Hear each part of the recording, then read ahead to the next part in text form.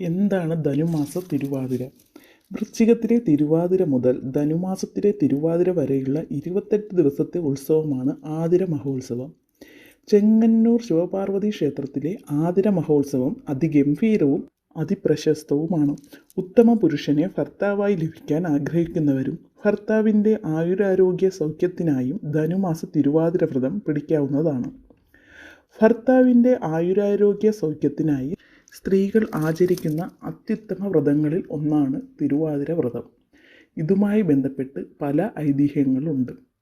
ദക്ഷയാഗത്തിലേക്ക് ദക്ഷൻ തൻ്റെ മകളായ സതിയെയും അവളുടെ ഭർത്താവും ലോകദേവനുമായ സാക്ഷാൽ പരമശിവനെ ക്ഷണിച്ചില്ലെങ്കിലും സതീദേവി യാഗസ്ഥലത്തെത്തി. എന്നാൽ തൻ്റെ പിതാവിൽ നിന്നു അവമാനിതയായ സതീദേവി ആ യാഗാഗ്നിയിൽ ചാടി ജീവൻ വെടിയുന്നു. ഇതറിഞ്ഞ് കോപാകുലനായ പരമശിവൻ ദക്ഷനെ വധിച്ച് യാഗവും മുടക്കി ഘോര തപസ്സിൽ മുഴുകി. സതീദേവി പാർവതിയായി പുനർജനിച്ചു. താരകാസുരൻ ദേവലോകത്ത് അത്യധികമായ ഉപദ്രവം തുടങ്ങിയപ്പോൾ ശിവപാർവതി പുത്രനു മാത്രമേ താരകാസുരനെ വധിക്കാൻ സാധിക്കുകയുള്ളൂ എന്ന് മനസ്സിലാക്കിയ ദേവകൾ കാമദേവന്റെ സഹായത്താൽ ശിവപാർവതിമാരെ ഒന്നിപ്പിക്കുന്നു. പരമേശ്വരൻ്റെ ദേഷ്യത്താൽ കാമദേവനെ ദഹിപ്പിച്ചു കളഞ്ഞു. ഇതറിഞ്ഞ കാമദേവന്റെ പത്നി രതീദേവി വിലപിക്കുകയും പാർവതീദേവിയോട് സങ്കടം പറയുകയും ചെയ്തു. അങ്ങനെ കാമദേവന് പുനർജീവൻ ലഭിക്കുകയും ശിവപാർവതിമാർ ഒന്നിക്കുകയും ചെയ്തു. ഇത് ഒരു ഐതിഹ്യമാണ്. ഇനി മറ്റൊരു ഐതിഹ്യവുമുണ്ട്. പാർവതീദേവിയുടെ ദാസിയായ സുന്ദരി എന്ന യുവതി വേദികൻ എന്നു പേരുള്ള യുവാവിനെ വിവാഹം ചെയ്തു.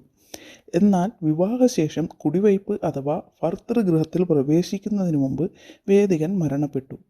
ഭർത്താവും ഒന്നിച്ചുള്ള ജീവിതം സ്വപ്നം കണ്ട സുന്ദരി എന്ന യുവതിയുടെ ഹൃദയം പൊട്ടിയുള്ള നിലവിളി പാർവതീദേവിയുടെ കാതുകളിലെത്തി. പാർവതീദേവി പരമേശ്വരനോട് വേദികനെ ജീവിതത്തിലേക്ക് മടക്കിക്കൊണ്ടുവരണമെന്ന് അപേക്ഷിച്ചു. എന്നാൽ പരമേശ്വരന് പാർവതീദേവിയുടെ അപേക്ഷ അപ്പോൾ തന്നെ മനസ്സിലാക്കാൻ സാധിച്ചില്ല. അങ്ങനെ പാർവതീദേവി സുന്ദരിയുടെ ദുഃഖത്തിൽ പങ്കുചേർന്ന് ഈറൻ വസ്ത്രത്തോടെ മറ്റൊരാളെയും സ്പർശിക്കാതെ വ്രതം ആരംഭിച്ചു. ഇത് മനസ്സിലാക്കിയ ശ്രീ പരമേശ്വരൻ വേദികനെ ജീവിതത്തിലേക്ക് മടക്കിക്കൊണ്ടുവന്നുവെന്നും ആ ദിവസം ധനുമാസ തിരുവാതിര ആയിരുന്നുവെന്നും മറ്റൊരു ഐതിഹ്യവുമുണ്ട്. ഇതൊന്നും കൂടാതെ തന്നെ വേറെ ഐതിഹ്യങ്ങളും ഉണ്ട്. ധനുമാസത്തിലെ തിരുവാതിര പരമേശ്വരൻ്റെ ജന്മനാളാണെന്ന് കരുതപ്പെടുന്നു. കൃഷ്ണനെ ഭർത്താവായി ലഭിക്കാൻ ഗോപികമാർ കാർത്യായനി പൂജ നടത്തിയതും ശിവന് തൃക്കണ്ണ് തുറന്ന് കാമദേവനെ ദഹിപ്പിച്ചപ്പോൾ കാമദേവൻ്റെ ഭാര്യയായ രതീദേവിക്ക് ഭർതൃസമാഗമത്തിന് അവസരമുണ്ടാകാൻ വരം നൽകിയതും തിരുവാതിര നാളിലാണെന്നാണ് വിശ്വാസം.